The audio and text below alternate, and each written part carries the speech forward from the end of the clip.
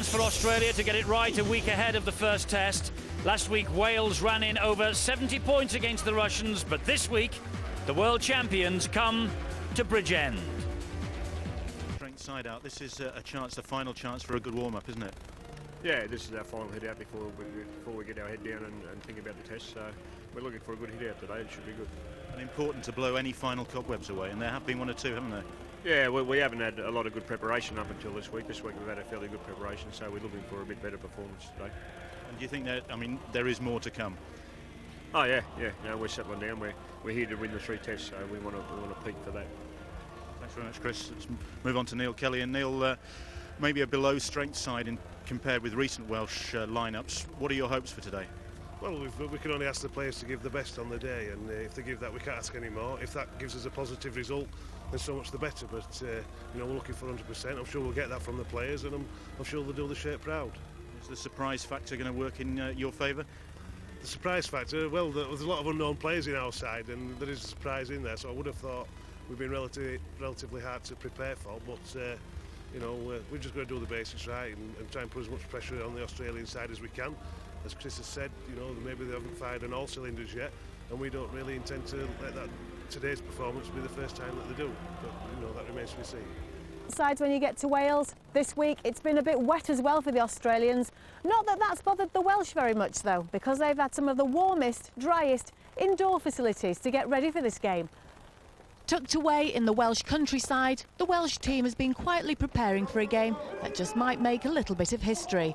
Wales have a bit of a reputation now for making things difficult for the Australians, and this time they've got 2 old campaigners on side.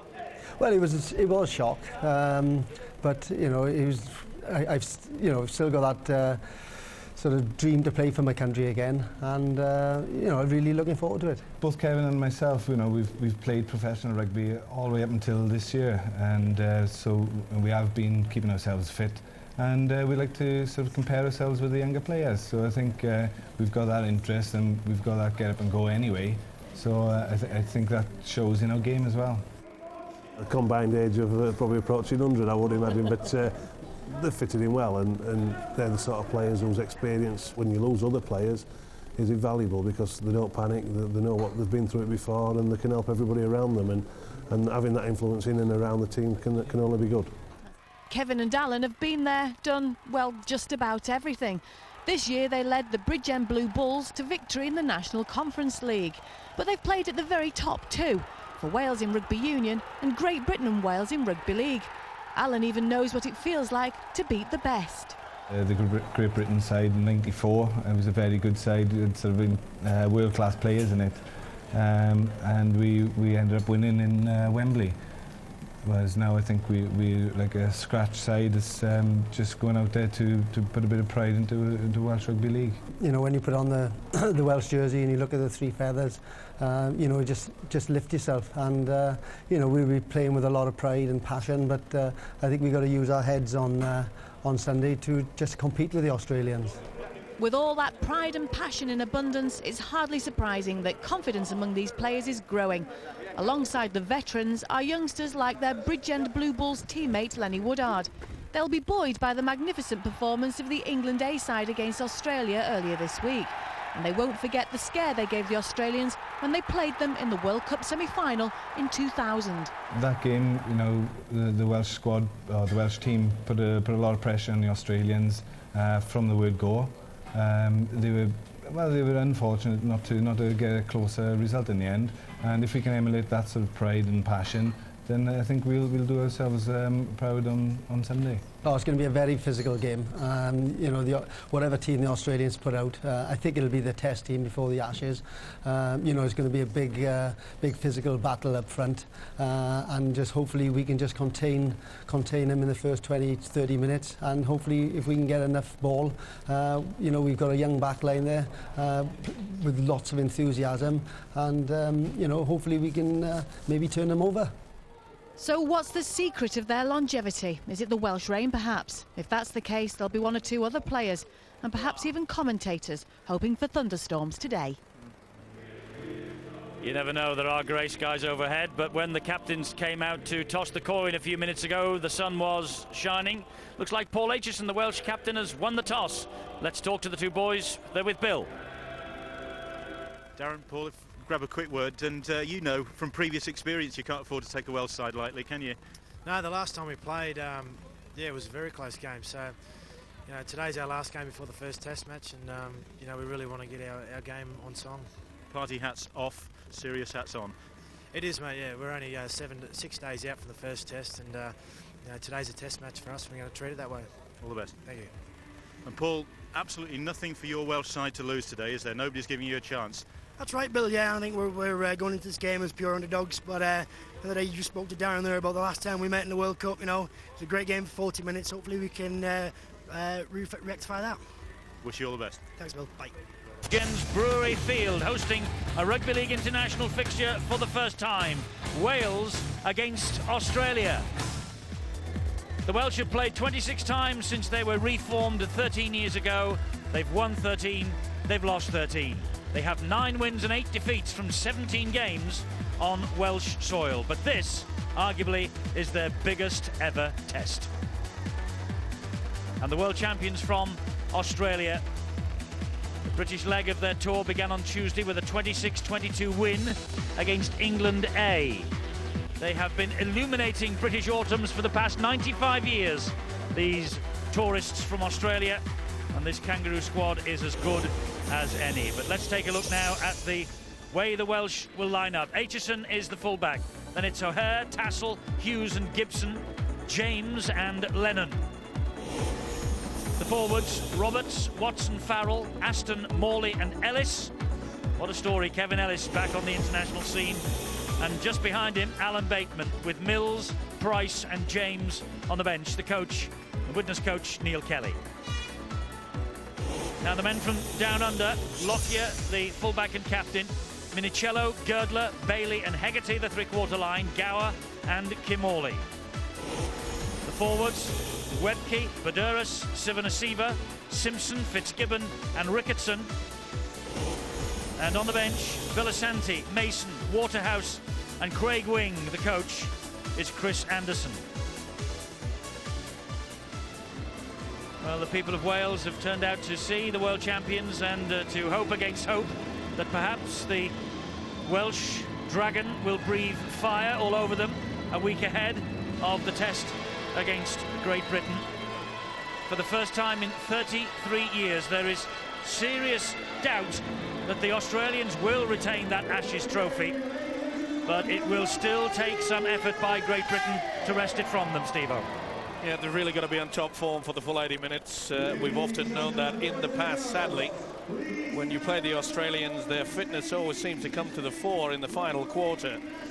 Over the past 4 or 5 years, we have certainly caught up with the Australians in that fitness, especially with the fact that we've gone to Super League full professionalism. That certainly has helped. Well, you mentioned that, Steve-O, but only 8 players out of the 17 in this Welsh squad are from the Super League. The rest are from the National League, the likes of Rochdale, Swinton, Hulkingston Rovers, Sheffield and Oldham. They have to make a massive step up, those young men. Yeah, they certainly have, but we saw on Tuesday night, didn't we? The England A side, they were given no chance whatsoever against the might of the Australians, but they certainly turned a lot of things around. Okay, Australia raced to a 26-6 lead. A lot of people perhaps thinking that they took their foot off the pedal. I'm not so sure. You mentioned earlier about the ball, Eddie. It's something that the Australians do not like. They're not happy with it. They'd rather be playing with their brand of football that they use down under. And even a lot of the British players throughout this season in Super League have said that it is very difficult not only to handle but also to kick. We'll have to wait and see. It's something the Australians have to adapt to. But I think today we will see the full might of the Australians. Well, Shane Webke withdrew from the match on Tuesday late on, but he is here today to stiffen the Australian pack. And I noticed there was a very nice gesture made by Neil Kelly and Mike Nicholas. They asked Kevin Ellis to lead the Welshmen out behind the coach and manager, but now I see he has swapped with Paul Aitchison. Here now the national anthems sung by the Penderus Male Voice Choir. Australia.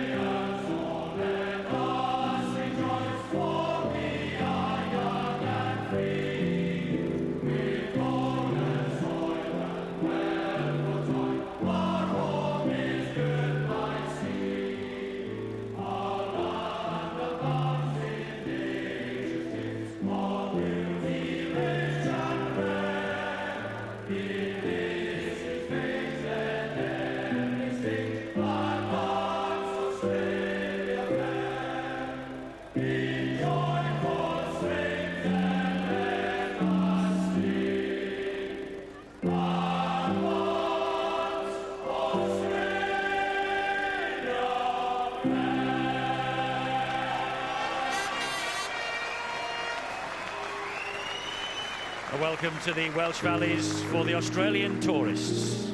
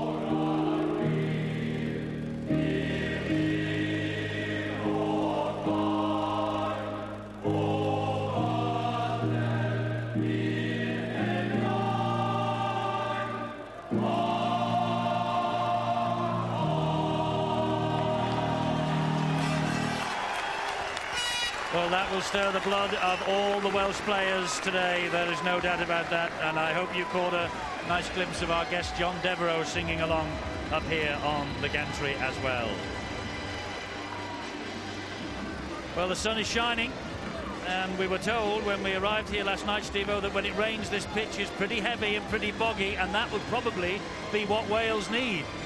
Yeah, I think they're looking at the dark clouds, which are away to the west there, and hoping that they will come in, because the biggest problem that the Welsh will have is trying to contain the Australians with their speed and their fitness.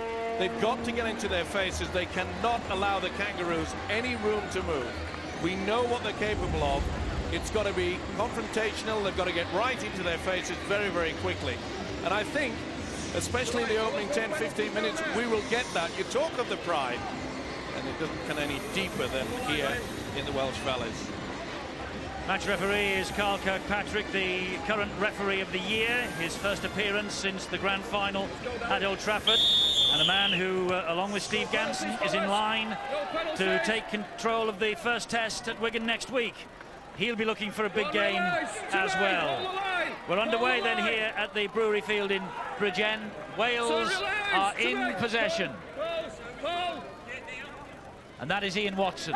Gets the ball away. Good defence, though, on show there from Fitzgibbon and Danny Badiris. There was no way through for Rob Roberts.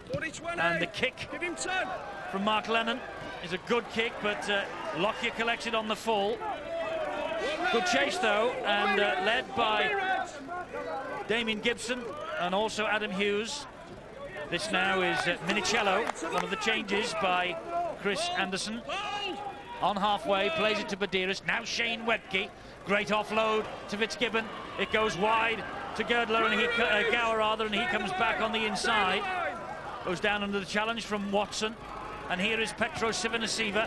That's a big hit. And a good hit too by second row forward John Aston of Hull KR. Sivanasiva on his backside as this attack builds. Lockyer.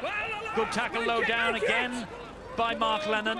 And here is Kimorley. They're running it on the last. A dab to the in-goal area. Aitchison is there. He took the gamble and the ball just beat everybody to the corner and runs dead in goal. Well balanced, took the short side. Opted for the kick into the corner. Well left by the fullback Aitchison. Interesting, by the way, Steve, of these in-goal areas in rugby union grounds. They're a little deeper than we are used to in rugby league generally. I know they've brought it forward a couple of metres. They do shorten them a little, but they're still quite deep. You'll have to watch that. No doubt that Chris Anderson, the Australian coach, fully aware of that as well. And I must say that even though they're a little bit all at sea on tees against England, the Australians did. Their build-up work was very, very good, and their kick and chase was quite superb. And this man, Brett Kimorley, he really is the architect for the Australians. If young Lennon, or let's say Mark Lennon, if he can just close him down, who knows? Kick over the top and straight again into the arms of Lockyer. And here is Shannon Hegarty, who's come in off the wing, operated in the centre on Tuesday against England A. Badiris, the dummy half. See quite quickly that within the opening 2.5 minutes that Australia are quite happy to run the angles. Sivanasiva gets the Aussies over halfway with a powerful run. It needed a good tackle, and it was from Watson, but he just held on a little too long. And they certainly can do without giving away silly penalties like that. Good run though by the big prop forward, Sivanasiva, but he went loaded in. Watson, as Eddie has mentioned, just messed around a little bit too long. That'll be a ploy. Neil Kelly, the Welsh coach, will be saying to them, keep them, hold them down, try to upset them as long as you can. Webke plays the ball to Badiris. Badiris hangs on, takes the tackle, and James was in there quickly. Fitzgibbon was the runner. Oh, that ball goes to ground. It's picked up and tidied up by Lockyer. Oh, he gets away from Aitchison. And there's a hole opening up here for Kimorley. And Kimorley gets the pass inside to the centre, Ryan Girdler. And Girdler will touch down under the sticks. And I think there is a problem here for Darren Lockyer, is it? He is the Australian who is flat out the captain. Maybe got a bang on the nose, perhaps. He's on the offload in the build-up to it. Just as he gets the ball away here, Aitchison missed him, but they certainly got him after that. Touch too late. Mentioned the fact about the Australians running the angles. Came about from the penalty. Sivanasiva, no doubt about it, Watson all over them. And from the resulting play, it was a very good try indeed. The way that Brett Kimorley run out on the angle. Watch how he would just stretch the Welsh defence. Not the best pass here. This is where he offloads, and Morley certainly went over the top. It looked late, but what great support there for Girdler to go in for the first try of the game. It's a real pleasure to watch the way that these Australians do the angles back on the inside. You could sense that when Kimorley made the break. Fitzgibbon kicks the goal, and Darren Lockyer has got blood coming down from his nose, and he is taken from the field. Chris Warren, you've got news? Yeah, not good news for the Kangaroos. Their captain leaving the field. Of course, Robbie Kearns is not playing as well, who was their captain last week in Carcassonne. At the first glance, though, we'll get more reports on Darren Lockyer. It's a badly looks like a broken nose to me, and we'll get further reports in a moment.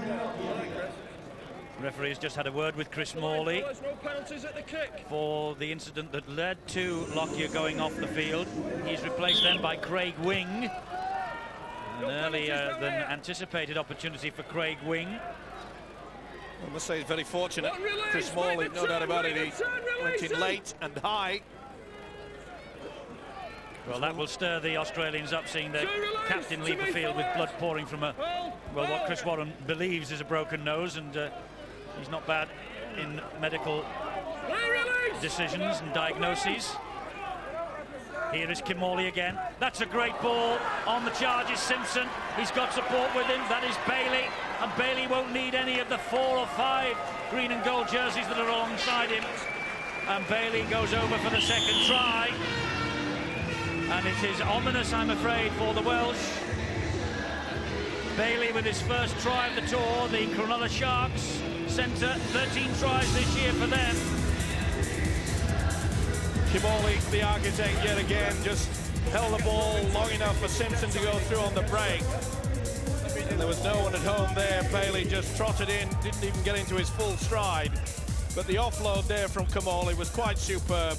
Big second rower Steve Simpson. Bailey, who knows he has to have a big game. He gets selected for the first test next Saturday at Wigan. He gets on the score sheet. But the ease there that Brett Kimorley just attracted the defence, a wide gap, so wide in fact you could have built a conservatory on it. It was that wide. Chris Anderson, the Australian coach since 1999, played 21 matches, won 18. And here is Fitzgibbon now, and he doesn't miss from that sort of range, that sort of angle. 12-0 to the Kangaroos. Well, he wanted a more smooth performance from his team, Chris Anderson, and in the opening 10 minutes or so, he's certainly getting that. And Kim Hawley is the man who's at the heart of it. Without a doubt, we saw that at Brentford on Tuesday night against England A. He was the real architect for most of the tries. Bailey, the try scorer. He's already provided the 2 passes for the 2 tries. Beautiful offload for the centre Girdley, and then his centre partner Bailey. Well, I'm sure that David Waite will be watching this at home, and he will need no telling that Kim Hawley is the man who makes the Aussies tick. Having said that, you take care of him, and then Gower would step up to the mark. You take care of him, and there's fellas like Girdler knocking around. Lockyer when he's fit and on the field. But the most important factor, as far as Chris Anderson is concerned, he knows that it's such a linchpin is Kim Hawley that if Great Britain have to shut him down, and I think that they are capable of doing that. It depends who they pick at half-back, doesn't it? It does. That was a great chase, though, from Kim Hawley's kick. And they are looking to pen Wales back inside their own half here, this set of 6. This now is Hefin O'Hare from Huddersfield. 5th cap for Wales, for O'Hare. And a drive in there by John Aston, making his international debut. Big hit by the 2 second rowers, Simpson and Fitzgibbon there. Let him run. Kick early from Ian Watson again, and this now is Craig Wing. Adam Hughes with the tackle, formerly with Leeds, Wakefield and Halifax, the Widnes Viking. And here again is Minicello. Neil Kelly won't be happy with that kick. Even though they went early, you've got to make sure that it's deep. It failed to do that. Webke hands it on again to Gower. On one knee, gets it away to Ricketson. Ricketson offloads to Fitzgibbon. Well, 12-0 they lead, 9.5 minutes gone. Sivanasiva. You can see Australia getting over the advantage line with considerable ease. And the Welsh defence, they're hanging back, they're not getting into their faces. But they did on that occasion, that'll be play on. Yes, Craig Wing couldn't hold on to it. And Kevin Ellis is the man who picked it up for the Welsh. Chris, you've got more news on Lockyer. Yeah, just confirming it is a broken nose on Darren Lockyer. He's also slightly dazed at the moment. They're going to give him about 5 or 10 minutes to see if he does come around. I'm not sure if he will come back, but the doctor's looking at him. We'll give him about 10 minutes to ascertain, and Webke will assume the captaincy in his place. Well, I think the scoreline at 12-0 already. I don't think that Chris Anderson will take the risk. This is Kevin Ellis. I'm sure they'll keep Lockyer off the field of play. Give him all the time in the world, well, 6 days at least anyway. Prepare himself for the first test. This is Adam Hughes now. That's a good offload. Gibson flicks it back. Watson, he's pulled into touch. Terrific tackle from Bailey. But there was a little smidgen of hope then for the Welsh. Well, the one thing the Australians can't do, and that's go very high on Adam Hughes. Good ball work in the end, but crunch time came. Phil Bailey is raw bone. Loose forward against the French select last Saturday. Very strong indeed, Eddie. Upper body strength from this guy, Bailey. Superb. Here's the substitute, Craig Wing. Needed a good tackle from Aitchison, and it was. Hegarty, Webke. Oh, that was a big hit again from John Aston, but they've got the penalty. It was stolen. He's putting himself about, isn't he, John Aston? Second rower. The Australians didn't like that, no doubt about it. Right in front of the official, Carl Kirkpatrick. You've got to make sure you got it. Perhaps Aston thought that it was just 1-on-1, but one of his colleagues had just joined in. Sivanasiva, a big strong run, gets up to his feet, plays the ball quickly. There's a Welshman flat out. After that, dazed, it is the standoff. Aled James, as the ball is fed inside to Webke. Big advantage of the Australians. They do use the forwards at the 3/4 in the defensive line. Oh, and they're through again. There's another try, and it comes to Steve Simpson. And I'm afraid it's looking very ominous for the Welsh now. Simpson with the try for the Australians. Considerable ease. One pass, see how the Welsh defence didn't move forward, they hesitated. and in heaps of trouble. Nothing that Lennon could do about it. Simpson, very strong. Always looking for work, this fella. Doesn't shirk it. The try scorer, Steve Simpson. No doubt realising that a big game from him will convince Chris Anderson that it will be the combination, the back three, Simpson, Fitzgibbon and Ricketson. I feel that'll be the test side, the back three for that next week at Wigan. But very easy for the Australians at the moment. Here's Fitzgibbon again. David Waite knows all about him, the former Illawarra Steeler. He actually played in the grand final for David Waite. And he's deadly with the boot. Admittedly, he's not been tested too much so far today. But Fitzgibbon is pretty handy when it comes to knocking the goals over. And there is Neil Kelly, who was telling us in the hotel last night that it was a wonderful opportunity for these players to step up to the mark. He knows he's up against it. No Cunningham, no Breers, and a little bit short in other areas as well. But it was a wonderful opportunity, he said, and he hoped his men would perform. Well, Kevin Ellis is trying to get them going. That was good play. They opted for the short kick-off. And they've got the possession. That's been their biggest problem, the fact that they haven't had a chance to show their wares in Australia's quarter. Farrell offloads to Watson. He gets the ball away then to Morley. You might have noticed that number 15, David Mills, also witnesses out there. Here now is Mark Lennon. That's a good little run, and Australia have the penalty against them. Offside at the play the ball. They're not kicking for goal. This is Farrell. Why should they at 18-0 down? This now is Watson, Lennon. Line, Ryan! Watson waits at dummy half. David Mills is the runner. Watson again. They're 5 meters short. Watson, little dummy, and Sivanasiva had to get the tackle in. He's got the ball down though. Watson believes he scored. So do I. He just shook off the effort from Sivanasiva. Good thinking, run from dummy half, utilised the referee extremely well, and I think this is going to be a try. Oh, maybe not. But was it reefed away? That's the big question. If the try is disallowed, well, I've seen them given, Eddie. Definitely seen them given before. And I think this might be as well.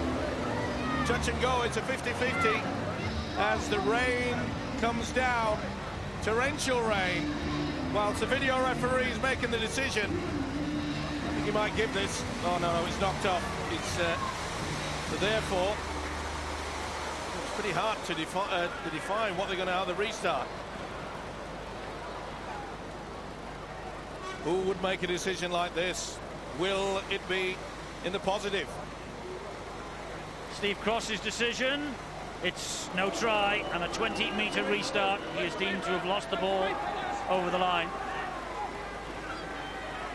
Well, the rain is absolutely slanting down now here in Bridgend. This will be good news for the Welsh. It just might slow the Aussies down. Bill?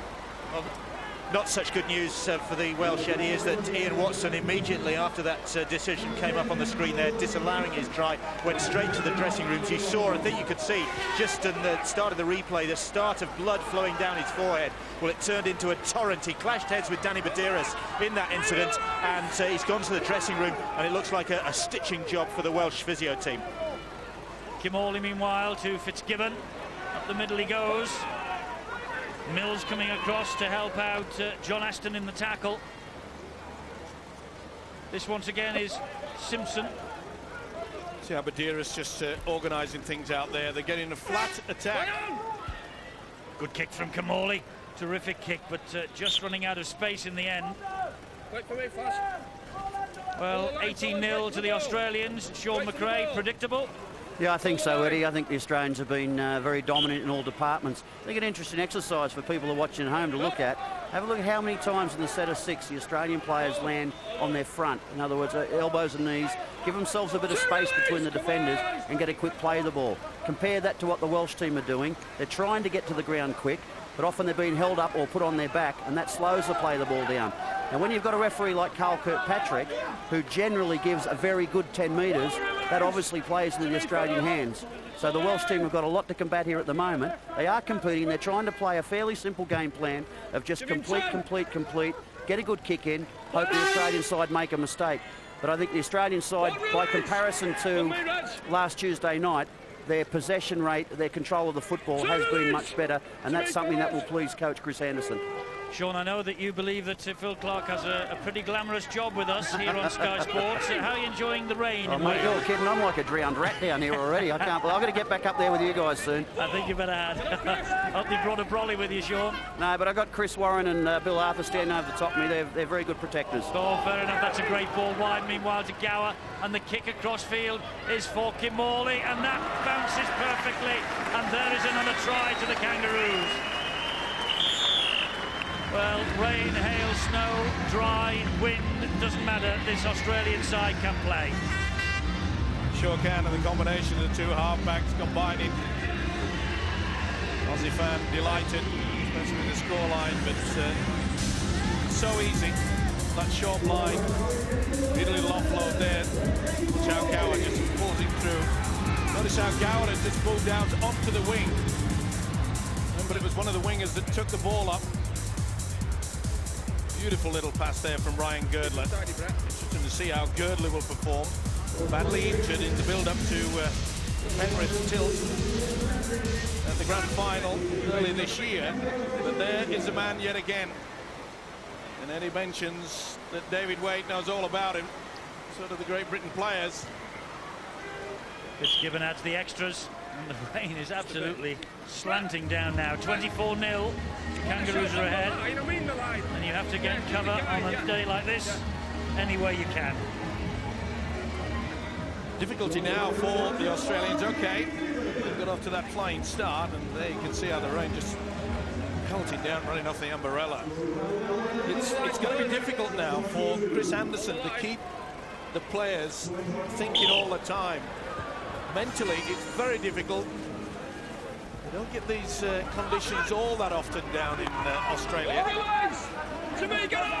Well, they will try and keep it going, the Australians, because they are desperate to get things on track for the Test match next Saturday.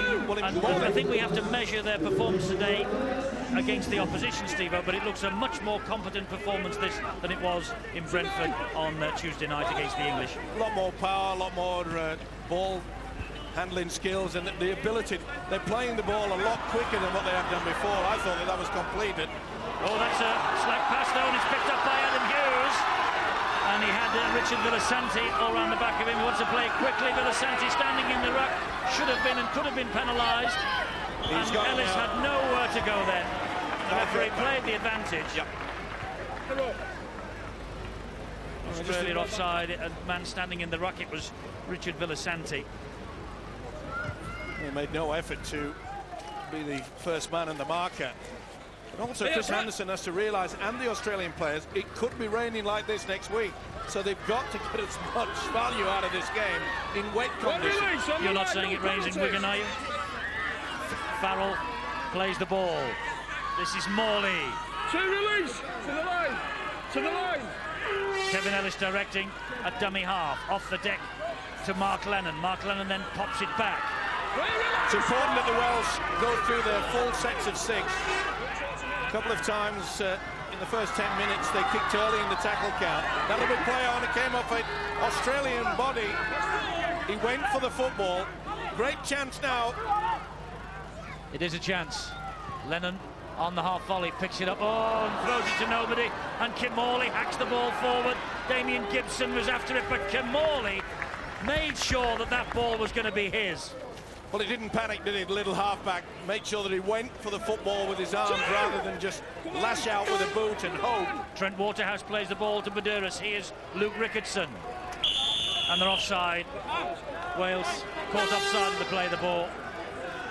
Well, they have the opportunity at one end, Wales, and then they spill the ball, slack pass, Lockyer waiting to come on, and immediately pressure is on their line up the other end. Well, sometimes this Welsh defence moves up, other times it's hold back. That's play on! speed. Well, there's a break there. It was Aled James. He got to halfway. Kevin Ellis behind him. And I think that's Ryan Girdler, by the way, who has just left the field for the Australians. He limped to the sideline. That could be a problem for him. Lockyer is back on, though. That's a bonus for them. But Girdler off, and he was limping quite heavily as he made his way to the sideline. Here's Mark Lennon. Now it's Chris Morley. Big hit on him. Slowly but surely, Mark Lennon getting involved in this game. Doing exactly what his opposite is doing for Australia. That's Kamali. Gareth Price feeling the full weight there of Waterhouse and Bailey. Lennon spreads it wide to Ellis. Ellis with a kick to the corner. Oh, it looked, and I think he got a call then that he was way offside the winger, and he most certainly was. Evan O'Hare. Good referee in there. You can see that Evan O'Hare was just in front. Said stay back, give him the 10. Not a bad little effort though. Oh, Fitzgibbon driving his way forward 10-15 metres. News of Girdler, Chris. Well, luckily for Darren Lockyer can make it back. His vision has recovered sufficient for him to come on for Ryan Girdler. You saw him coming off the field there. He was hobbling, and it is a recurrence, we believe, of that right calf injury. Of course, this is his first game back since the grand final in Sydney, and he was hoping to put in a big performance today. A blow for the centre combination for Chris Anderson. And Aitchison taking no chances with that 40-20 attempt that actually skewed back this way, because herring after it was Craig Gower, and had Aitchison not taken safety first, could have been another try posted on the board. Good option. Long kick downfield. So much pace in this Kangaroo side.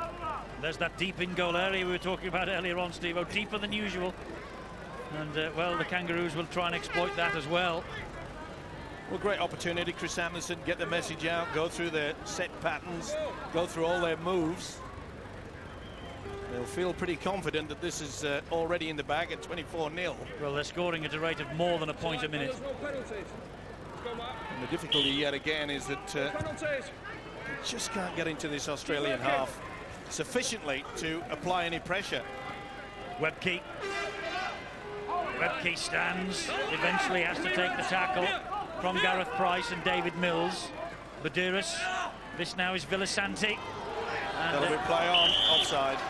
Play the knock on first. Well, you can expect plenty of this. It's the sun shining ball, now. I think I've just heard Carl Kirkpatrick say. It is. Yeah. It's head and feet to the Australians. Knocked out. Well, it's the interpretation of that rule, isn't it? Aled James going into the tackle, but he's been deemed by Kirkpatrick to say that he deliberately played at it in the hands of Craig Gower. Well, it's the interpretation of that rule again that thankfully didn't cause too many problems during the grand final series, and let's hope it doesn't cause any problems during this test series. If a player is deemed not to have played at the ball, it's simply play on, but Carl Kirkpatrick there saying that that was a deliberate attempt to play the ball. That's great defence from Wales. Good hit from Chris Tassell, terrific. Launched himself into it. Pretty slow to get started, but that... And Craig Wing feeling the full weight of Chris Tassell there. Great defence. Look at the head and feet. Well, the man from Swinton, Chris Tassell, try against Australia in that World Cup semi-final 3 years ago.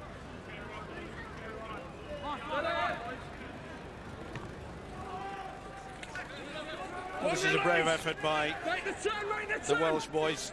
I want to say boys, there's quite a few elderly statesmen out there. Kevin Ellis, in fact, it wouldn't surprise me if Kevin Ellis is older than some of the Australians' fathers out there. No disrespect to him. Been a great ambassador to the game of rugby league is Kevin Ellis. There he is at dummy half. Ball comes infield, and that is Gareth Price. Sean, the rain has stopped, thankfully. What are you making of it now? Well, I think it was a great leveller, to be honest with you, Eddie. I think the rain always has a tremendous effect on the side that's behind, because it does seem to even things up.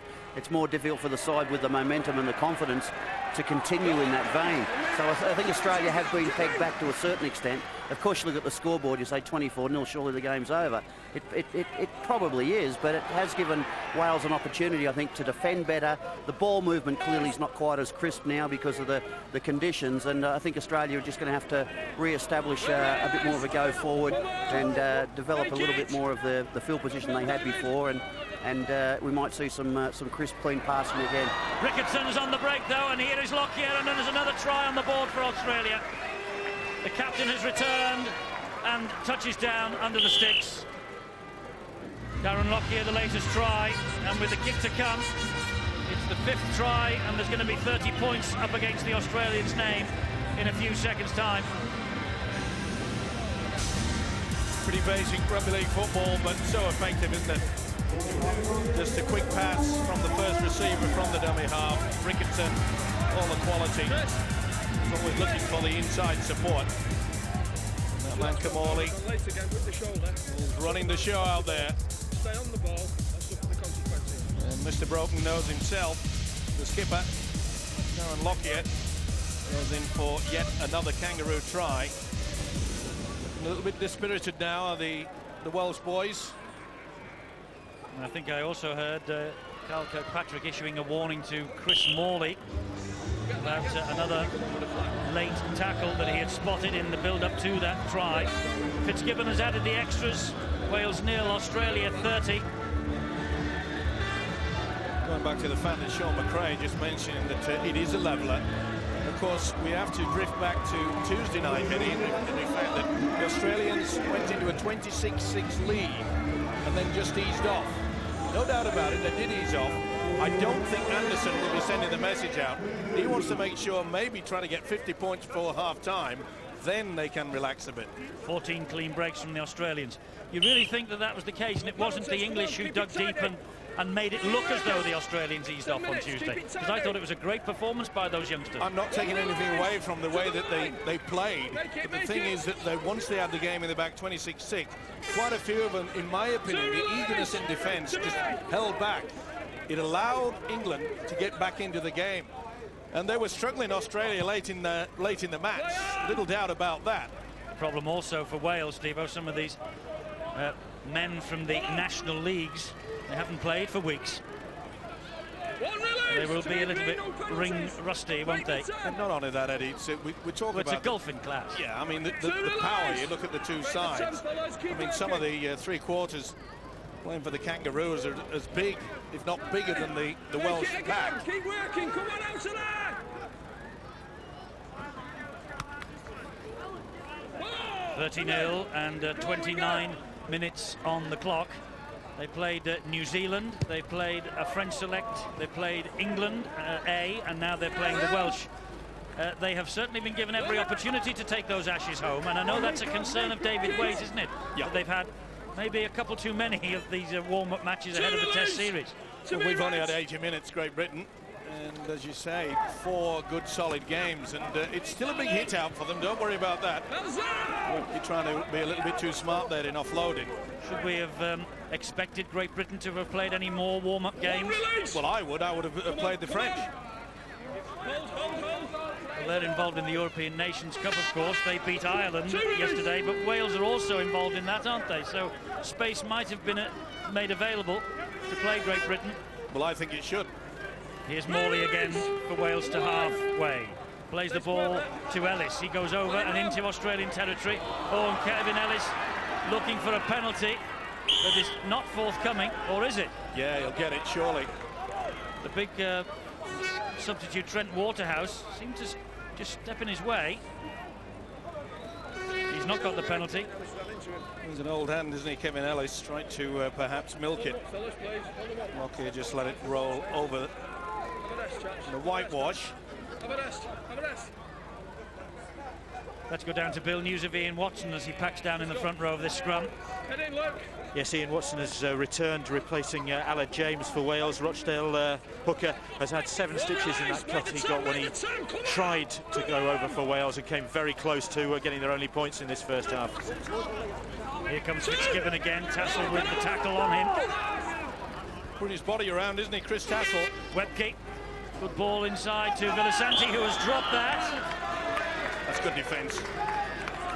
Very good defence indeed. Interesting character, Richard Villasanti. New Zealand Warriors, a former junior Kiwi against the Aussies in 1999. That was a big hit from Gareth Price. Well, they're certainly serving it up to them, and fair credit. Welsh outfit. One wonders what will occur in the final quarter. So often in the past, even the Great Britain senior team has capitulated in the final quarter. One wonders what will happen here, but it's a good basic, good build-up for the Australians now. They can start using a little bit more finesse in the three-quarter line.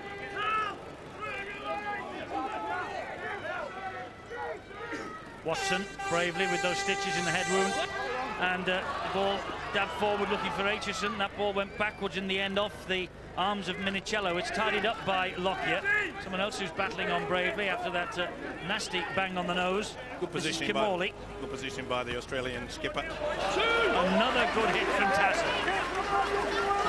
Greg Wing felt that. It's the second occasion that Mr. Wing has had himself clipped by the centre, Chris Tassel. Mr. Wing has been dinged. Yeah. Badouris. They have support, Fitzgibbon. This is Shannon Hegarty. Now it's Badouris. Oh, Aitchison missed him completely.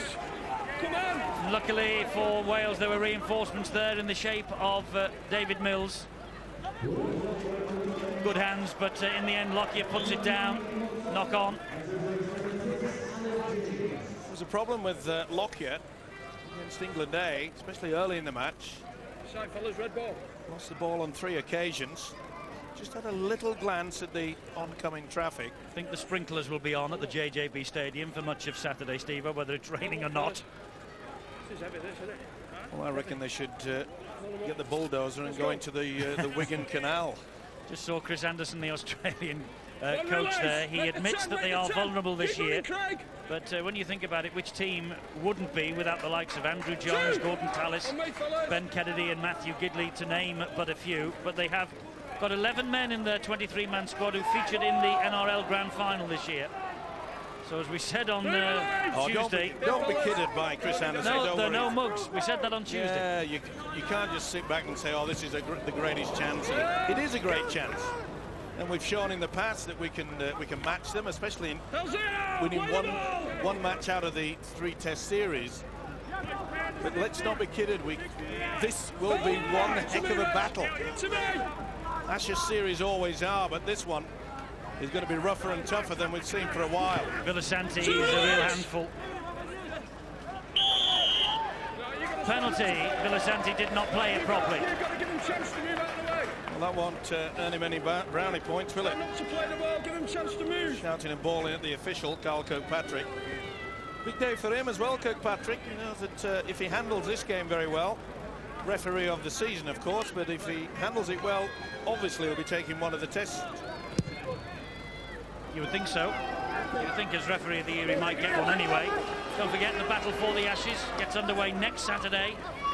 The 8th, the 15th and the 22nd. Rugby League's information line where you can get anything you need to know about it. 0113 232 911. Open for business first thing in the morning. The match at Wigan next Saturday starts it all off. It's a question of be there or be square. If you can't be there, it's live on Sky Sports, of course. Good play by the Welsh then. Double run around involving Kevin Ellis on 2 occasions. Yes, they've given it all they've got. Watson and Lennon, Aitchison. They've stemmed the tide anyway for the time being. Well, at 30-0, the message that'll get to the Australians is that we do not let them score. Watson, this is Tassel! Well, they might have got that message out, but Chris Tassel has scored for the Welsh. And fully deserved. especially by the man that went over for the try. Well, he's been putting himself around in defence, Chris Tassel, and the Swinton Lion gets over for the Welsh try. The only member of our camera crew that's Welsh, he's celebrating that as well. But he's the only Welshman who'll admit to it anyway. Well worked. Remember, it was a double run around. Good work from the hooker. Then the long ball. Knew it was in, no doubt about it.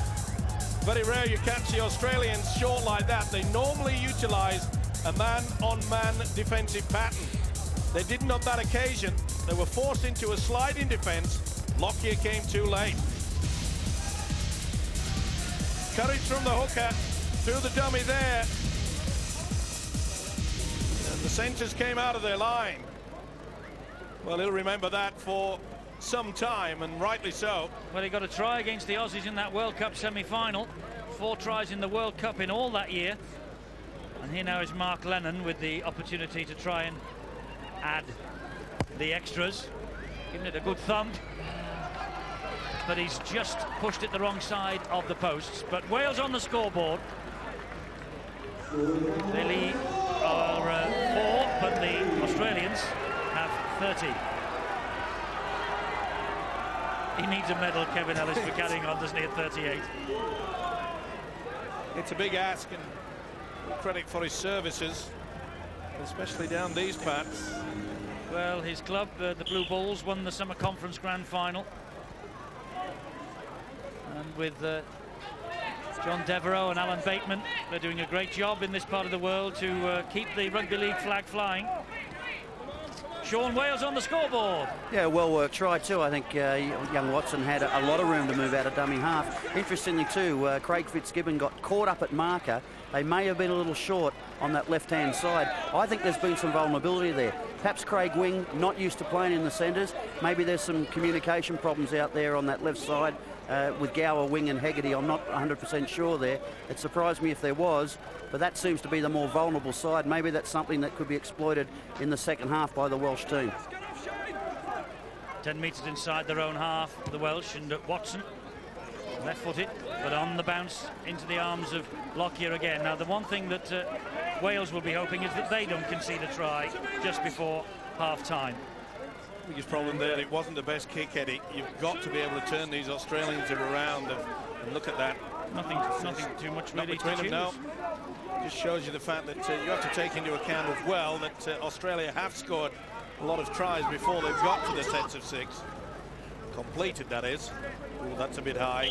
And the referee agrees with you. And that is Gareth Price. And needless to say, the Aussies running it. Here's Waterhouse. Oh, Waterhouse almost stepping out to the challenge. He's getting the ball away to Craig Gower brilliantly. And Tassel doing enough to just stop him. Stop the momentum slightly. Badeiras, oh, the defence wasn't there. And Badeiras just dummied and shimmied his way and then slid over the line. Well, they didn't want that, the Welsh. Danny Badeiras with the try. He adds to the one he got against England Day on Tuesday. No first or second marker there. It was a stroll-in. The experienced Danny Badeiras. Just no one at home. Fatigue beginning to set in this Welsh outfit. You'll be happy, Chris Anderson. With a scoreline like that, he's every right to feel that way, but I think now he will say to them, we'll go through the set patterns. They'll utilise it as a training exercise in the second half. They have to. Craig Fitzgibbon with 5 goals from 5 attempts. That's the 6th try the Aussies have scored in this first half. They're going to turn around 36-4 up, I think, because Fitzgibbon doesn't miss these.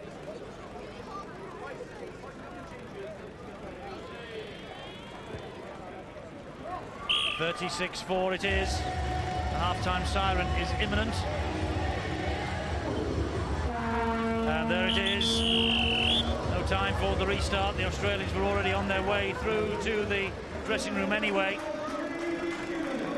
Well, an impressive first half from them. The scoring began in the 4th minute. and ended with the 6th in the 40th minute. Chris Tassel did get over for the solitary Welsh score, but at 36 points to 4, the Australian green and gold machine is rolling ever onward and forward towards the first test at Wigan next Saturday. And on the basis of this first half, they're in much better shape. About to start the second half here at Bridgend Brewery Field, and the Australians well in control of the match, 36-6 ahead. And for Wales, Alan Bateman comes into the action at the start of this second half. Another 38-year-old winning his 14th cap alongside Kevin Ellis, the other 38-year-old who's also winning his 14th cap for his country. Well, last week the Welsh ran up a record victory, 74-4 against Russia. Their record defeat came in 1978, 60 points to 13 by England. And all the record keepers are waiting to see whether there will be another record score up against them here today. But it's worth noting that the Welsh actually play England next week in the European Nations Cup at Headingley. That's England A on Sunday, the day after the first test at Wigan, when we are all hoping, of course, that we will be celebrating a British victory, but we will have to wait and see. That's good defence. Terrific defence. They picked him up and they're driving him back, and it's a goal line dropout coming up. Real enthusiasm from the Welsh, and Mr. Gow wasn't terribly impressed that he was airborne and being pushed back over his own line. Trying to say he'd been tackled, but he wasn't, and he never hit the ground and he never stopped moving. They sorted that. Well done, the Welsh. Good start, good opening. Well, it looked like the Pharaoh being taken down the Nile then, didn't he? Yes, they sometimes bring you in on a bath chair, don't they? To these grounds. One day, probably I will. It's important that the Welsh really just build their confidence now. And Adam Hughes, the man you might have noticed there, replaced by Alan Bateman. This is David Mills. Just go through the basics, and we've already seen what Mark Lennon and Alan James and the hooker Ian Watson could do. And this is Morley, who really has been putting himself about in every way since the match began. Watson, good short ball, Bateman, first touch, and the tackle had to be good from Bailey and was. Here's Watson, this is on the last, and Bateman and Bailey tangling off the ball. Kick through, or goes to the legs of Lockyer, and I think that was taken over by Minicello. It's another goal line dropout. Certainly was. Good way to kick there. Good pressure as well. The one thing that the Welsh side are sorting out, Mark Lennon's kick, just waited well. Minicello certainly had to get to it. Well, Ellis was certainly hunting a try. It was pretty close. Not the greatest dropout either. Tassel midway inside the Australian half of the field, but a great chase led by Hegarty and also by Craig Wing. And Tassel keeping going. And now he calls the tackle held. That's one area, Eddie, that the Australians are a little bit lax in, and that's in the first and second markers. The Welsh side have got good forward running from the dummy half. Gareth Price, 10 metres away from the Australians, plays the ball a bit untidily. Watson stabs the kick through. Another chase on here. Can they pin him again? Yes, they can. Another set of 6. Terrific start from the Welsh. Down to Bill. Eddie, this is exactly what Neil Kelly was looking for. In fact, I think it's more than he can possibly have imagined from his side when he told them at half-time that they've got to try and play the game deeper in the Australian half, put the pressure on them and look for the mistakes. And really, it's worked like a charm early on in this second half. And you've mentioned it already, because there's a lot at stake for Wales, not just in this game, but they've got a big game in their view next weekend against England at Headingley, and they need to go into that with a little bit of confidence. Okay, Neil Kelly recognising they're probably not going to win this one, but they can certainly get something out of this second half, and my word, they've started the right way. They have, and this is their third consecutive set of 6 against this Australian defence, and here's Tassel again, and that had to be a big hit from Hegarty, and it was. There again we saw Watson taking full advantage of the first and second markers, just hanging around. They're not working overtime. That looked a little forward from Lennon.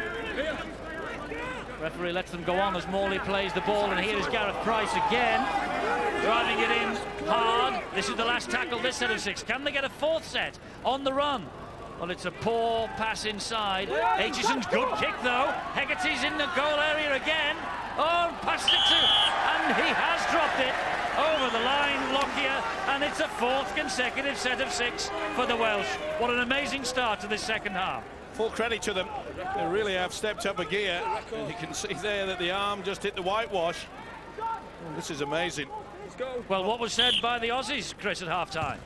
Well, as we saw from our pictures, there was some source of heat in that dressing room. I popped in there to see if they were cooking the billy. They weren't. The source of heat wasn't from any heated arguments. It was a very composed camp, very happy. And looking at the scoreboard, why wouldn't they be happy at 36 points to 4? What they did say is they wanted to keep things simple. They were disappointed at Griffin Park last week that they didn't go on with the match when they had their chance to. That's what they'd like to see at the back end of this match. When the opportunities do present themselves, let's put the pedal down. Tassel again, fed by Watson with a little scoop from dummy half. This is a very impressive opening 5 minutes to this second half. Kevin Ellis, long ball, straight into the arms of Bailey. And 4 minutes, 49 seconds of absolute magic for the Welsh comes to an end with a pretty poor ball from the veteran Kevin Ellis. But look at the second half possession in the opening 4 or 5 minutes. It's been all Wales. Ball comes back to Lockyer. Here is Kim Morley, balance looking to be restored. And as soon as they get the ball, Kim Morley will go over the line and score because he's got the pace of Aitchison. It's Kim Morley's second try of the match. Well, all that pressure from Wales. Kevin Ellis is down, by the way, on the halfway line, receiving treatment for a bang. But all that pressure from Wales brought 4 consecutive sets of 6. But it was Brett Kimmorley who come up with the first try of the second half as soon as the Aussies got possession. Poor pass by the loose forward Kevin Ellis. It was looping, always dangerous. But watch this fellow when Kimmorley gets the football. Watch him glide through here, just through the dummy. Came out of the one line of defence and he knew he had the pace. Quality player, this fella. He is one player that we have to shut down next Saturday at the JJB Stadium. Chris Anderson, the Australian coach, fully aware that he is the key player. Well, all that hard work from Wales, and in the end, as soon as they get the ball, the Australians get over the line and score the try.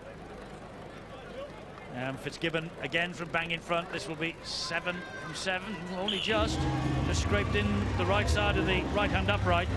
42-4. And problems for the Welsh side. Kevin Ellis has been told that he cannot continue on. It's a bad shoulder injury to the right shoulder. The medic said no, it's too serious, you cannot continue on. Brave effort from Kevin Ellis, especially at his age. Yes, terrific effort from Kevin Ellis, and you might have caught a glimpse there of Lee Briers, who's been down here part and parcel of this Welsh team build-up to this match against the Kangaroos. Enters hospital on Wednesday. You Warrington fans will be anxious to know this, I'm sure, and he will have surgery on the injured wrist, but he is absolutely desperate to be leading the Warrington Wolves out in their new stadium at the start of Super League next year. That, he tells us last night, is his primary goal. Good run there by the prop forward Shane Webke, went right into the chest of Chris Morley, just bounced him down on the floor, and I get the impression now that Kimmorley's try has lifted the Australians. They want to go on with it. They're getting through the gaps quite easy. That'll be back to 6. That'll be offside. Yes. Yeah. It's touched by a Welsh hand. John Aston didn't have time to hang around and hold a committee meeting. But you can see how they're getting through with ease now. Luke Ricketson. No point in them kicking for goal in a situation like this, so they go through another set of 6. Yeah, the Kangaroos. Training run for them now. Badiris still. Yes, this is much better than a game of unopposed, isn't it? Ricketson. Good ball to Villasanti. That was knocked out of his hand accidentally. No advantage. He'll play the knock on, head and feet to the Welsh side. And there you see the scoreline, 42-4. This is the type of scoreline that I anticipated last Wednesday when the Great Britain side took on the New Zealand A, we really should have shown what we're capable of. Sadly, we only got the first 40 minutes. Well, it was very much a shambles. Well, it was also very much a shadow team as well, Steve-O. You know, there were about 6 or 7 players missing who were providing their fit. That surprised me also, Eddie. We only had that game to prepare. Why didn't we go out with the top side? Okay, I know. There's a couple not fit, Sculthorpe and Farrell, for instance. But listen, if it works that we win the Ashes at the end of the next 3 weeks, David Waite will be a hero. Don't worry about that. Oh, I'll buy him the champagne. It's been a long time between drinks. There's a promise. Good work from Farrell, though. He's lost the ball there. That's a shame. And it's Jordan James who has lost that, the Sheffield Eagles player. Good ball too from Farrell. Yeah, he's worked hard as well since he came off the bench. Jordan James. Just the impact of the ball carrying arm hitting the deck, and it just went from his grasp. Here is Bailey. You could see there very quickly how the three-quarter line in the Kangaroos, they're hanging back, they're running under the football. That's a huge mistake. Drops the ball. Has been a problem with this fella. And Villasanti won't let them get on with it, and there's going to be a little bit of pushing and shoving and the fisticuffs here. Villasanti was the man holding down. You can see there he took his eyes off the football. It is a problem with him. He's rough and ready, this fella, Villasanti, and they certainly weren't going to take a backward step, were they? Damien Gibson just got a little short one in. Rightly so. Carl Kirkpatrick gives the penalty to the guys in red. Bit of frustration there because he made the mistake from Villasanti. David Mills. He's trying to make up for it there. That was one big hit, wasn't it? Much better start to the second half, particularly the opening 5 minutes, Sean, for Wales. Oh, it was a terrific start, Eddie, and one where they put a lot of pressure on, but how uncanny it is in this business where you see a side put so much pressure on, they have repeat set after repeat set, and the other team get the football and they go up the other end and score a try, and that just puts you back on the back heels again. I thought, you know, they started particularly well, obviously how Neil Kelly wanted them to start, a lot of pressure there, and you know, that's probably good for the Australians too. They want to be able to defend some sets of 6 and have some repeat sets against them. I think that would be probably a better workout for them than having a lot of possessions in this half. Sean, I get the impression that whilst the Australians fully in control of this game, their first and second markers look a little bit lazy. We've already seen Ian Watson on many occasions take full advantage. Well, I think you've got an example of it here down the short side too, Steve. I think you're exactly right. I think what's happening is we're not quite seeing the same efficiency in defence as we perhaps saw on Tuesday night, and they're the only games we've got to make comparisons with. Certainly the speed of line's not quite the same, and I don't think they're quite as enthusiastic from the marker area. Perhaps put that down to a couple of players that maybe haven't played as much rugby league as some others, and you know, they're still experimenting a little bit with some combinations, but it's an area today where they haven't been quite up to scratch, something that will give Chris Anderson a lot of work on the tape and be able to talk to the players about during the week before the first test next Saturday. Well, we've seen Ian Watson take full advantage, as we mentioned. Imagine what Terry Newton can do. No penalties, Chris. Well, absolutely. You know, Terry, of course, is a very smart operator, very quick out of dummy half. And the other thing with Terry, of course, he'll have a lot of players pushing up with him, and that could put pressure not only around the marker, but also on the edges of this Australian defence. And anybody that's got players of Terry Newton and the calibre of the players of the Great Britain side, as long as they've got even share of possession and an ability to go forward and create some space, the Australians will be as vulnerable as any other defensive unit. Australia in possession with Trent Waterhouse to the halfway line. Badiris, you come this way. Willie Mason's on.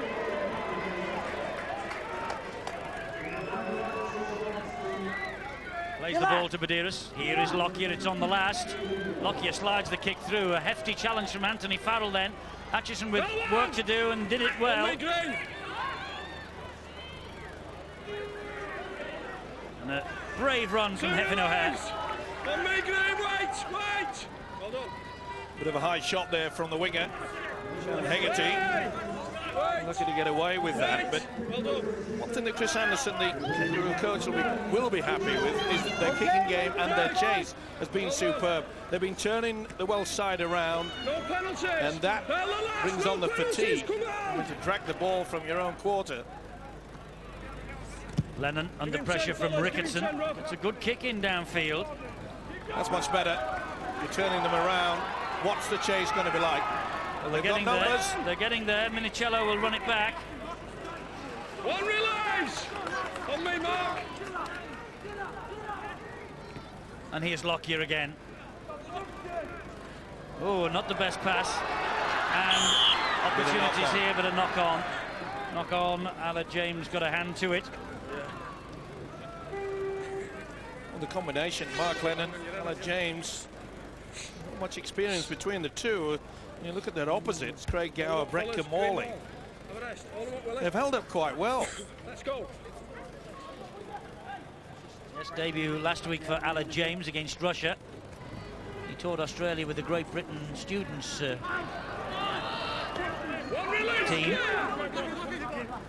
And he was man of the match in both tests. Two relays, clear fast. Buderus. Here's Luke Ricketson. Interesting to see how Ricketson is utilising his play more as a stand-off rather than a loose forward. And we're seeing Craig Gower, who was selected at stand-off today. He's moving out wide into the centres. They've more or less swapped their positional play. Quite unique, Luke Ricketson. He made his test debut after his 30th birthday, which in Australia is very rare. Lockyer. Sivanasiva. There's a hole opened up here for Sivanasiva. He gets to within 10 metres. They want to get on with it quickly, the Australians. They've lined up left. Here is Lockyer. Oh, an interception picked up there by Jordan James. And Jordan James tries to get away from Kimmorley, but the little Australian scrum half is quick. Quick play the ball. Aitchison wide to Lennon. Lennon, jinking run, halted by Kimmorley again, and he's pinched the ball. What wonderful play by the halfback, Brett Kimmorley. What a start. Got back, made sure he got the tackle on James, and then another tackle on Lennon, and then steals the ball one-on-one. That's allowed within the rules. This is Steve Simpson, halted by the tackle from John Ashton. Ricketson's on the inside, pops it back to Buderus. Here is Gower. He's through one challenge. It's wide to Hegarty, and he's cut in field Hegarty and touches down for the second try of this second half for the Australians. Shannon Hegarty from the Sydney Roosters. And there are quite a few Australians travelling over here to watch this tour. Some Willie Mason fans there, as you can see by the Willie Wigs.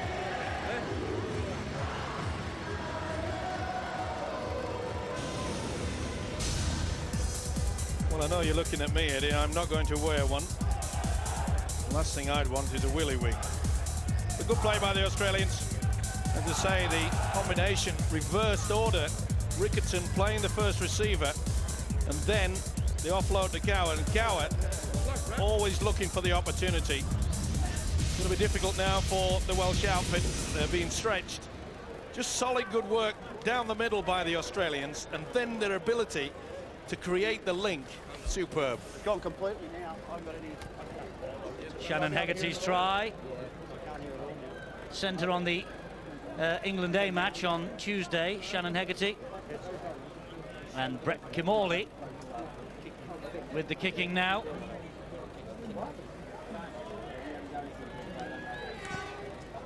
And he has missed it. That just shows you how important Craig Fitzgibbon is to this side.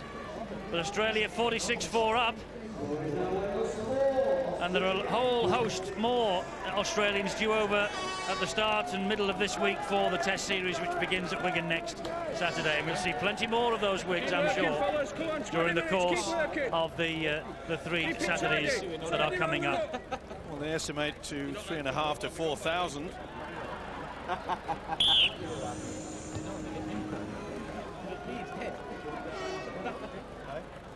Sivanasiva to run this ball out for the Kangaroos again.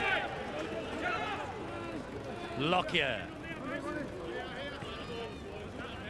I tell you what, that John Aston has put himself about a bit as well, the second rower, on his international debut from Hull Kingston Rovers. The thing is, you know, Steve, when you look down this list of players from the National League and they've got the ball back here, they've pinched it. No, How good will this be for these players in the National League next year? Well, it's all experience for them, Eddie, and that's the most important factor. OK, they're getting a bit of a drubbing, but they have not thrown in the towel, and you've got to appreciate that. But what a big hit. He didn't steal the ball. It was just a big impact from Anthony Farrell. Alan Bateman, by the way, was injured as he took the last tackle. He has a problem. And there's the little dab into the in-goal area by Watson, but it's just too deep. Tassel was hunting. Being creative. Had a big match here, Watson. And I don't think Alan Bateman can continue. Is that a dislocated thumb or is it a broken thumb? Well, it's obviously something. He's only been on for 20 minutes or so. He's in a lot of pain, that's for sure, and well done by the official, Carl Kirkpatrick. Arthritis. Just went in awkward there. It's not. Carl Kirkpatrick just went up to Alan Bateman and said, "What's your problem, Alan?" Arthritis. A little bit of humour from the referee, and it was taken in good spirit by Alan Bateman as well. He's got no option, has he? Sivan Asiva now. That's a great thing about this game. It's the heat of battle out there, but there is always time for a little bit of humour amongst players and referees. Not only that, Eddie, the travelling supporters from Australia, when the Welsh did score the try, they were cheering and they thought it was fantastic.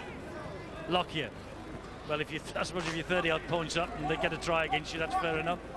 You can be thinking it's fantastic, can't you? I wonder if we'll be doing the same next Saturday.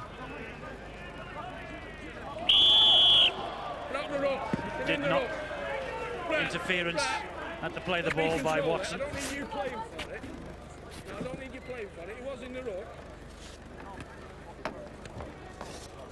No doubt about it.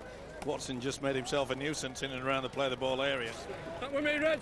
But to my mind, Brett Kimmorley really has been the star performer out there. Here's Billy Mason. One release on the line. Release. 5 metres from the line. Badouris. Sivan Asiva. Big man taking 3 to stop him. Almost to the line. Wheeled back. Last quarter of the match. Badouris. Kimmorley. Oh, great ball. Great try from Craig Wing. Well, we've had a match and 3/4 of a match, and it is shining out like a beacon. The man who could cause Great Britain most damage in the Ashes series is one scrum half, Brett Kimmorley. Superb play by the halfback, and the combination with Wing, the try scorer. It was as though they had an umbilical cord between them. They knew exactly what it was all about. Craig Wing, the 9th try, the 8th different scorer. But he's the architect, Eddie. He is, and when you think he is under enormous pressure, Gower is going to be taking this conversion attempt, by the way, for the Aussies, but Kimmorley under enormous pressure because of the boots he's filling. He's filling the boots that should belong to Andrew John. And to be fair to Kimmorley, it's only this season that he's really got back into his top form. Remember when he came out with the Super League Kangaroos many years back? He was still a young fella then, and he just had a run of bad form. Remember when he signed, he went to play with the Sea Eagles, now Manly, of course, back to their old name, and he never seemed to settle there, and it's taken him a while to get into the swing of things, but there's little doubt he's the man of the moment. 27 years of age, he laid that on a plate for Craig Wing. 52 points to 4. The only black mark on this Kangaroos performance so far is the fact that Ryan Girdler hobbled off in that first half, and I understand that Dr. Chris has been following the story. That's right, Eddie. It's not good news for Ryan Girdler. He's on the sidelines now, well tucked away in the tracksuit. Obviously, they brought him over here as part of the 23-man squad with the calf injury that he sustained in the grand final, hoping that it would come right in time for the Test match next Saturday. That was always part of the plan, that he would play here against Wales in preparation for the Test match.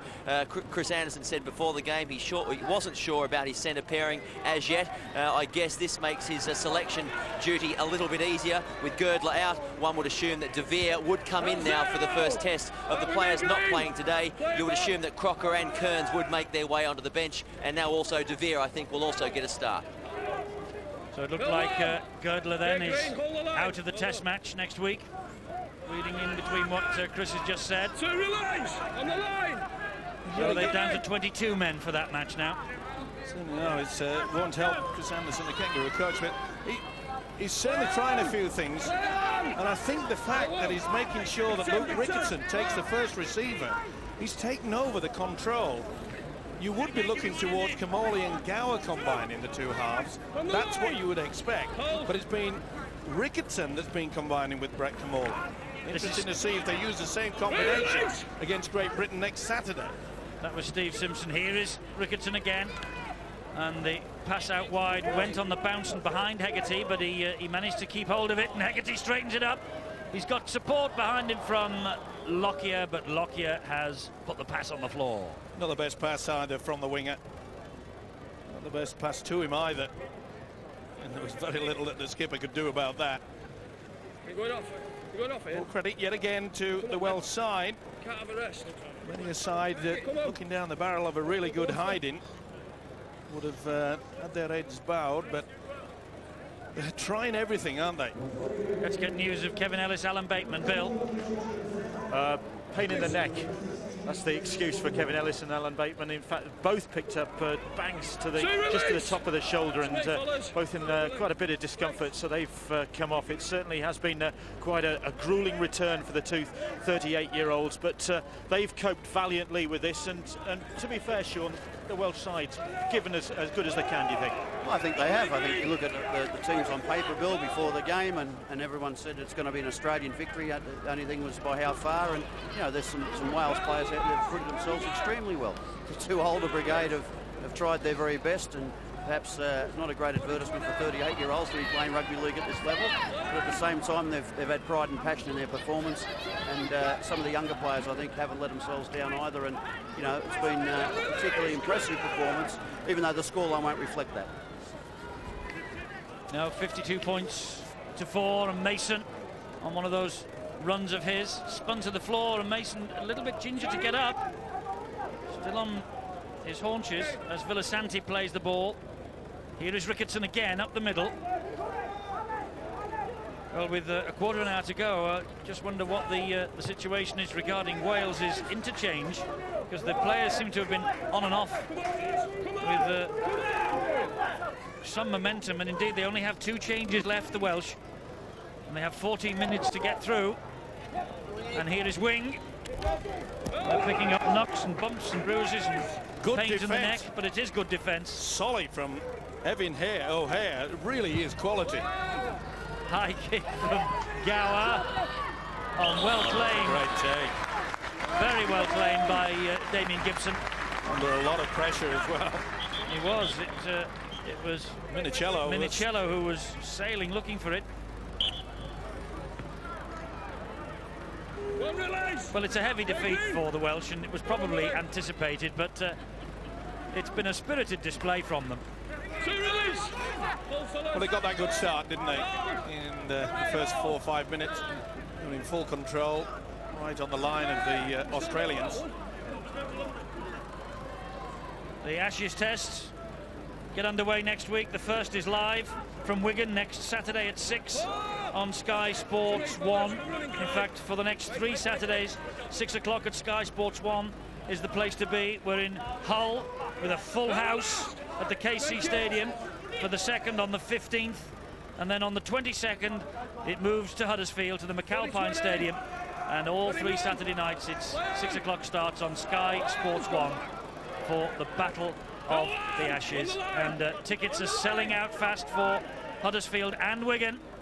And we're anticipating 3 full houses for the 2003 Battle for the Ashes, and why not? Because it will be a battle royal.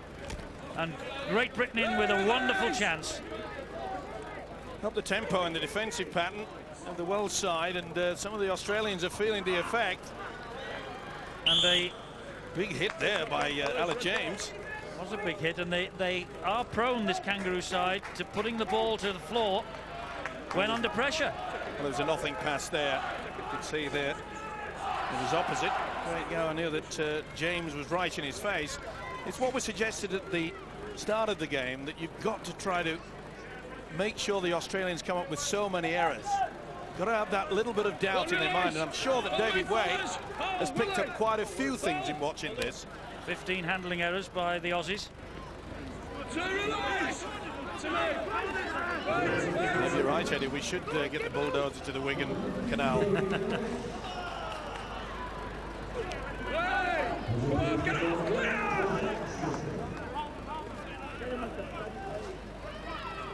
Mark Lennon pops the ball back to Anthony Farrell. You can credit this Welsh side. They are not giving in. Atchison gets it away to David Mills. It goes wide again, and further wide. And a chance here for Damien Gibson. Can he get round the best fullback in the world? No. Darren Lockyer thunders him to the ground.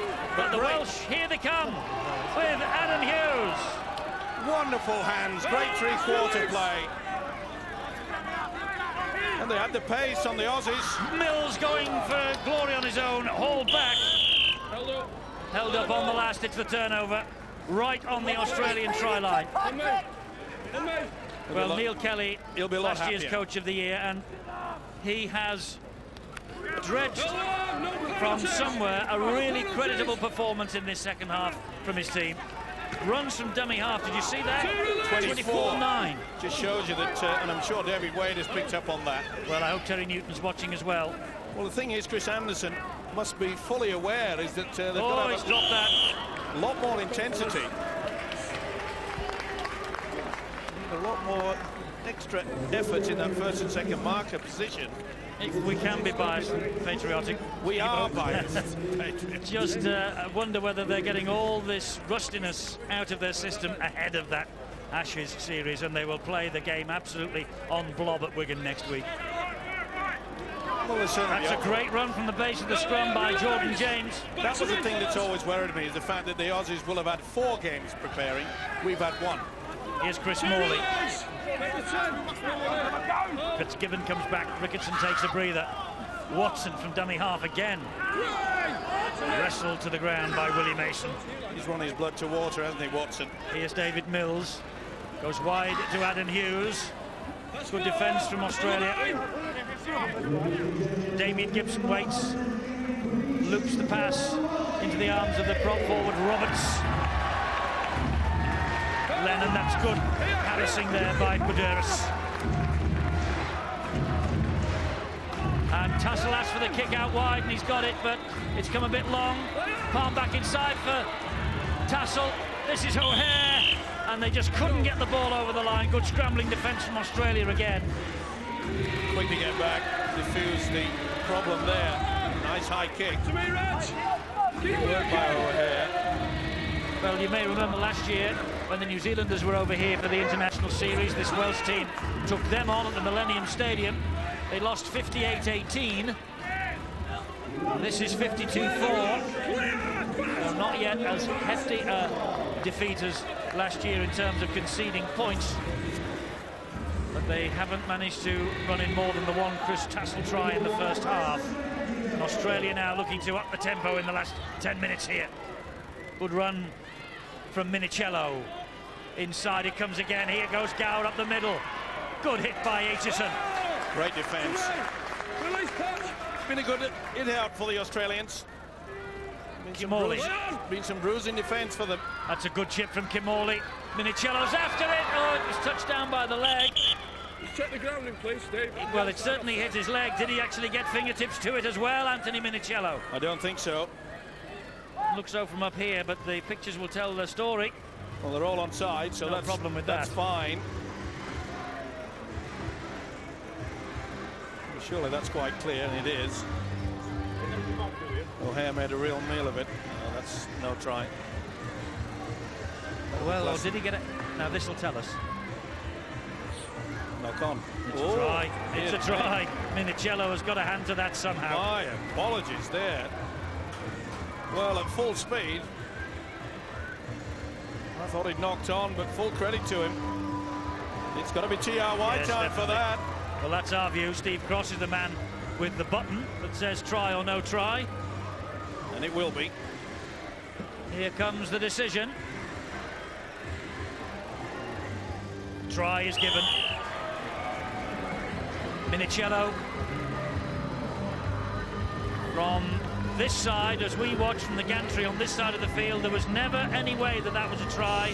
On the other side, with our other angle, a definite try. And Sky Sports, of course, with the Rugby League, we almost invented this video referee system, and it has been proved time and time again to be absolutely priceless.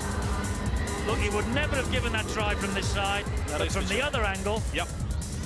Good work, though. And it's that man again, Brett Kimmorley. The winger made a real meal of it. Got a nasty bounce, but full credit to Minicello. Terrific skill from Minicello there. Just waited. But take nothing away from the little chip over the top from Brett Kimmorley. And there's Fitzgibbon back on the field. If Great Britain concede penalties to the Aussies, Fitzgibbon will punish them with the goals. That's 8 from 8 for Fitzgibbon. The try from Anthony Minicello. Well, if there's going to be a smile on Chris Anderson's face, it's going to be the fact that he'll be so impressed with the ability that's been displayed by the halfback Brett Kimmorley. I think there's only been 2 tries where he doesn't have a hand in them throughout this game. Just shows you the quality and class of this fella. So 6.5 minutes to go, or thereabouts. Fitzgibbon absolutely rock solid with the boot. Great Britain, if you're watching, concede penalties within kicking range at your peril.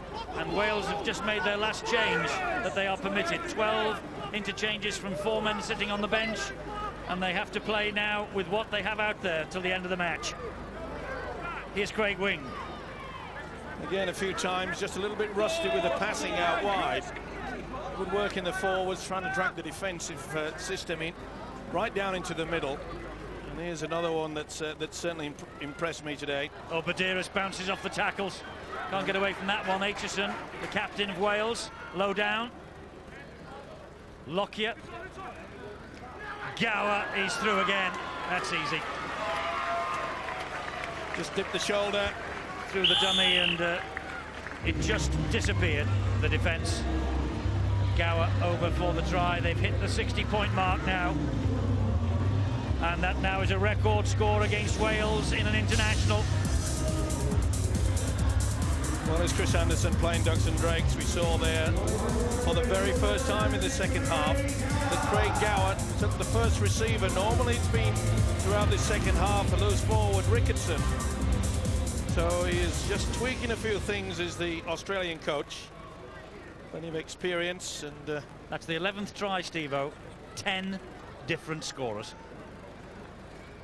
Got the ability, that is for sure, and what a season this guy's had. Penrith, the grand final winners in Australia, and he's been a tower of strength in the playoff situation. There's Craig Gower. Obviously that has got to be the combination, Gower and Kimmorley, I would feel, for next Saturday. And this fellow, Craig Fitzgibbon, he is definitely going to wear number 12, the goal kicker. That's another successful kick from him. 64-4 now.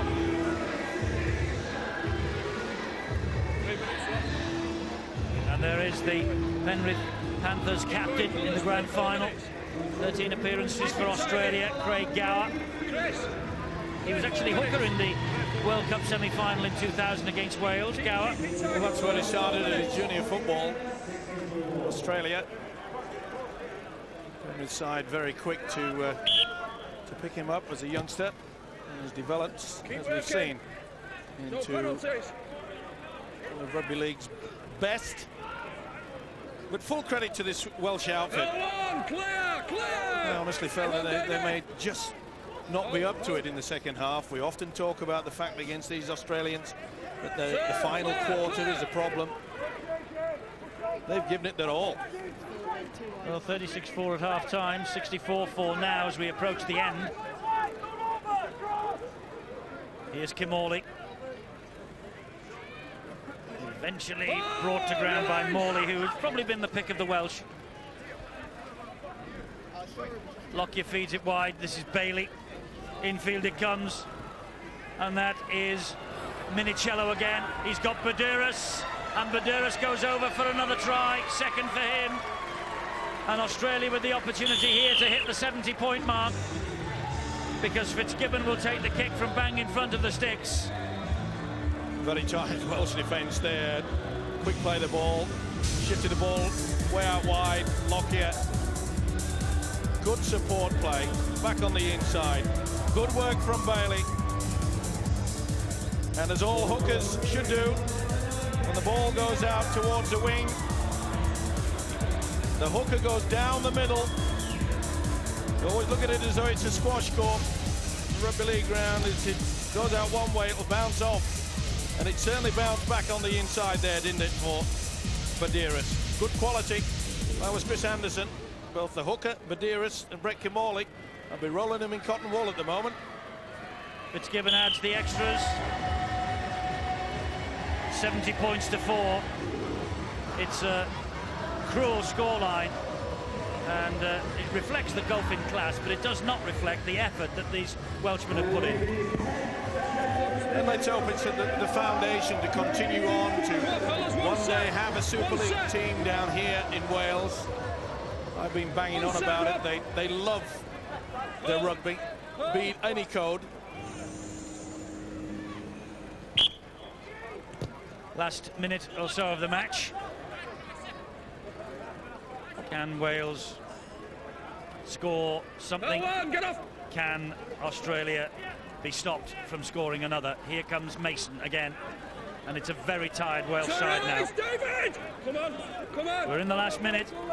Now, they have shown the key is that with the likes of the big fella, Willie Mason, you just got to go for the legs. If you go high against any of the Australians, they work so hard on their upper body strength. Lockyer, they're going high on them now.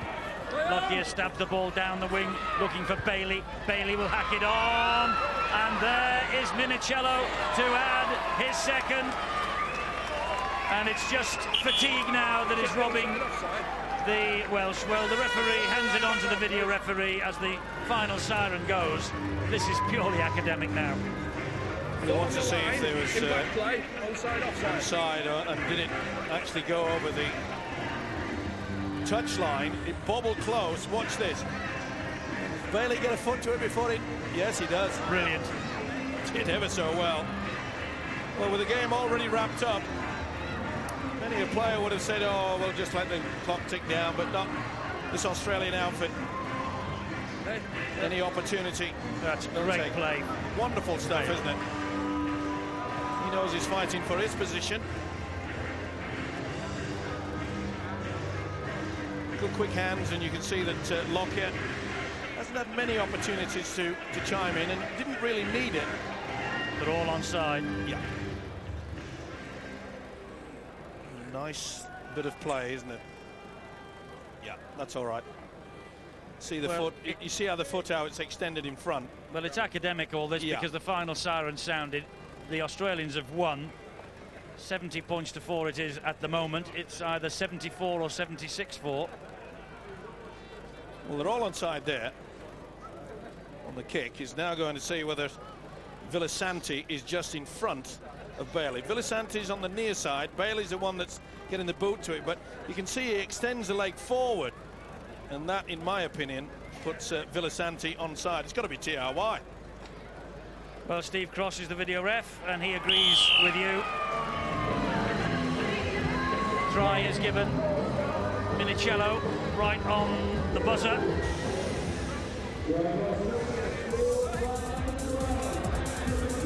Their ability to look all the time. An opportunity to get it. Bailey was outstanding there, and the winger picked it up very, very quickly indeed. And Fitzgibbon has added yet another kick to prove that it's not just from bang in front that he is dangerous. 76 points to 4, Australia win. It's all over. Fitzgibbon is a man with a radar boot, and he is a mighty weapon in the Kangaroos' army. What a goal kicker he is, and what a schemer this fellow is. Brett Kimmorley. They're the two danger men, I feel. But the Australians warm up for the tests with a record defeat by the Welsh. 76 points to 4. 74-4 against Russia for the Welsh last week. The wrong side of the scoreline this. Scoreline makes sorry reading from the Welsh point of view. 76 points to 4. That's how it's ended up. And the man of the match, Brett Kimmorley of Australia. Here he is with Chris Warren. With me, man of the match, Brett Kimmorley. There's the Trevor Foster medal. Brett, a good performance by yourselves. I guess the perfect tonic leading into the first Test match. It was, yeah. We're getting better. Certainly we had a very physical hit out against England the other night, and have come here and we played a lot better. We got a lot of sets out, and probably the weather made it a bit drop ball, but we know what we've got to get to between now and next weekend, where we know we've got a fair challenge. But we'll go in with some confidence now. It was disappointing that you didn't go on with the job when you had your chances against England. Not so today. When the opportunities presented themselves, you made the most of them. Yeah, we do. I think it's probably just a matter of we haven't played a great deal of footy, so we're probably getting a bit more match tougher now. And today was probably a chance to throw the ball around, and I thought we did well enough to grind out the win. So, a lot of our tries were probably from just what we're trying to work on, working together and being a bit tighter. Thanks, Brett.